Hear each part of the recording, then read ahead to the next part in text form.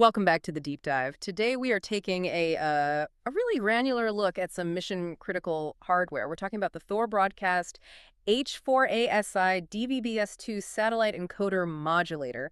When you see the price tag of, almost $6,500 for a single box, you know you're buying a failure prevention system, not just a tool. That's exactly right.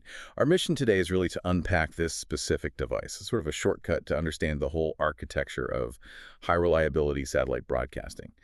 And we want to figure out why features like 32 APSK modulation are so key to modern operational success.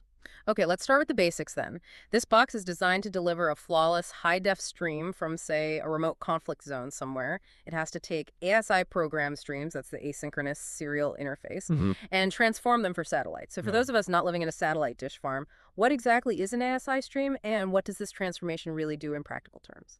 Think of the ASI stream as the raw packaged video data. It's basically the transport layer for your digital feeds. The conversion to DVB-S2 enables two big things: massive efficiency and resilience.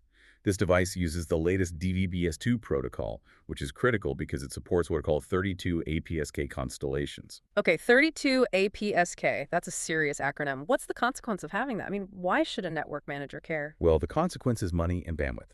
The bottom line: this technology lets broadcasters squeeze like 25 to 30% more data into the same satellite transponder. Wow. Yeah, and that translates directly to huge savings in leasing satellite time. We're talking about getting the absolute highest bandwidth modulation possible. The whole goal is what they call the highest possible reliability in digital satellite news gathering.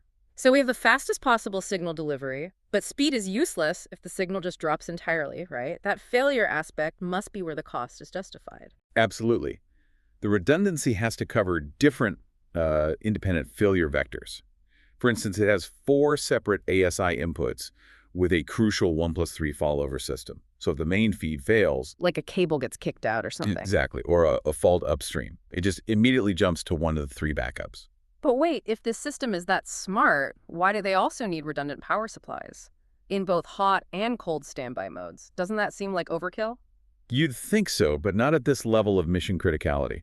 The redundant power protects against an electrical failure. That's a completely separate vector from a stream failure. But the real genius, I think, is the auto recovery function. The system is actively monitoring that primary input for any signal loss or, broken video. And it's programmed to switch transparently. You get these self-healing configurations without needing a bunch of external hardware. That makes sense. That level of proactive continuity for high-stakes broadcasts. Okay, so you're flying these high-value feeds across the globe. You've got to keep unauthorized users out. What protects the transmission itself? Security is paramount. The system uses the industry standard BISS encryption support. It's basically the digital lock and key that's used specifically to secure these high-value transmissions. It ensures only authorized people can actually view that live feed. Right. Now, I wouldn't have expected an ASI to satellite box to also handle IP streaming. Why the need for UDP outputs alongside the main RF signal? That's all about flexibility. Modern networks just require it. So in addition to broadcasting via satellite, those same process streams are made available on UDP outputs. This means that same feed can instantly be distributed locally to news desks, to editors, or even used as a backup path over the internet. So high-stakes satellite delivery plus IP streaming, and it's all managed remotely through a web server.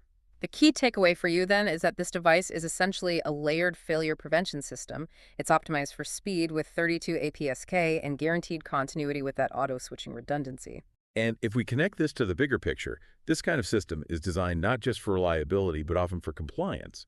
We mentioned it's TAA compliant. That means it meets specific government procurement standards. So given that need for domestic integrity and continuous service, it makes you think, would specialized, often hidden infrastructure like secured ground stations or robust non-internet management networks might be necessary to keep this system truly secure and operational in the most politically sensitive or geographically extreme conditions? Something to think about when managing your next global broadcast.